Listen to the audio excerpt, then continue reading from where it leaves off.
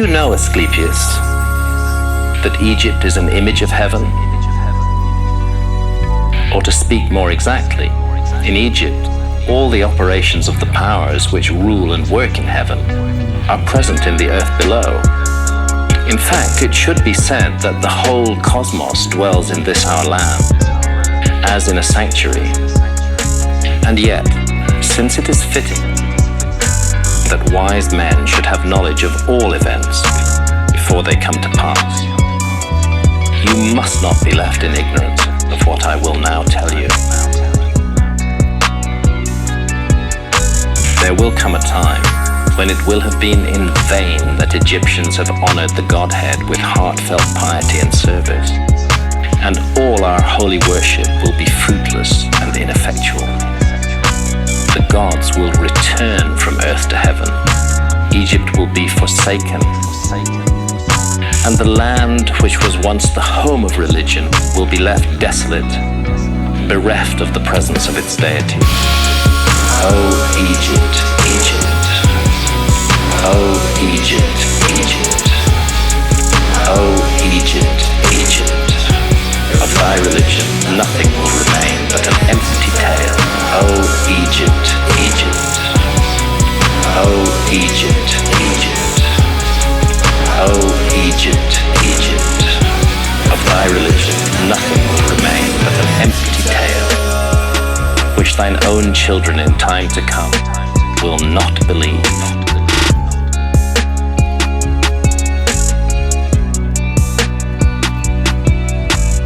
Nothing will be left but graven words, and only the stones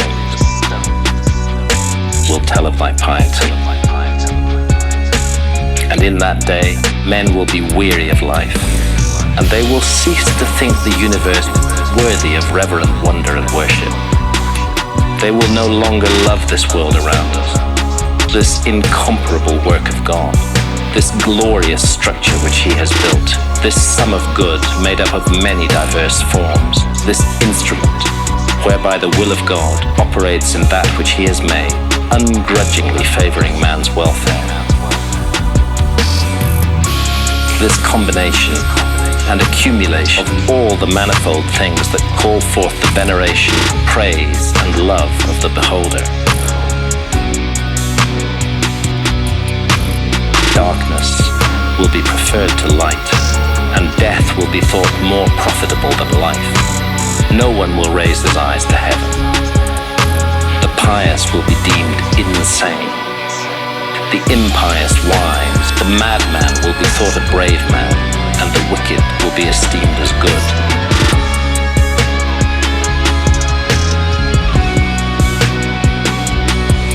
As for the soul, and the belief that it is immortal by nature, or may hope to attain to immortality, as I have taught you, all this they will mock, and even persuade themselves that it is false.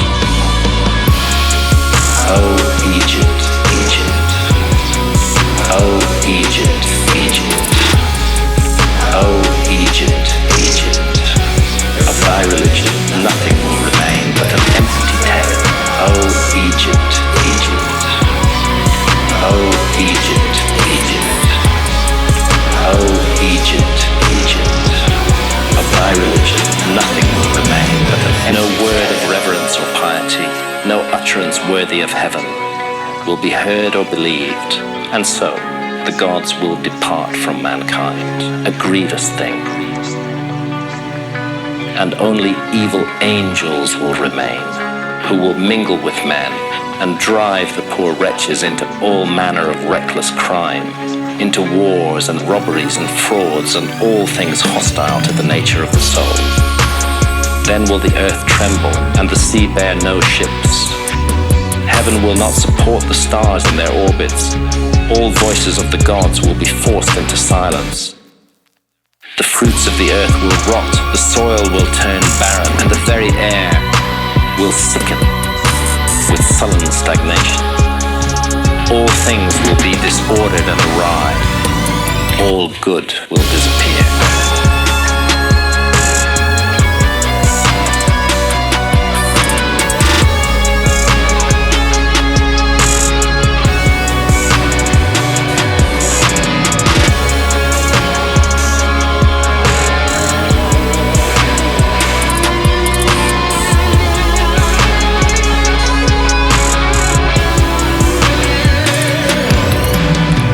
all this has befallen Asclepius, then God, the creator of all things, will look on that which has come to pass, and will stop the disorder by the counterforce of his will, which is the good.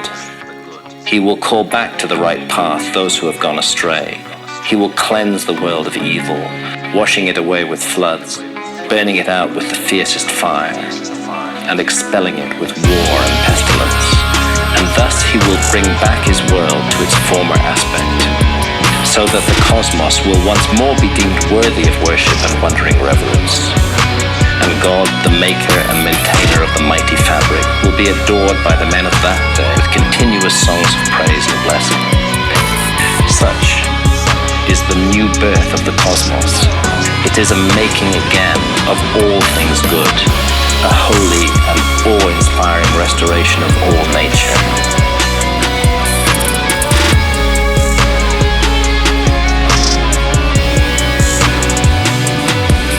And it is wrought inside the process of time by the eternal will of the Creator.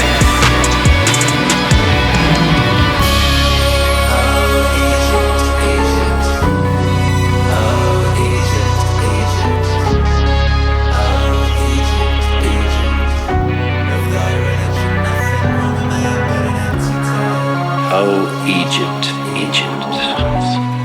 Oh, Egypt, Egypt. Oh, Egypt, Egypt. Of thy religion nothing will remain but an empty tale.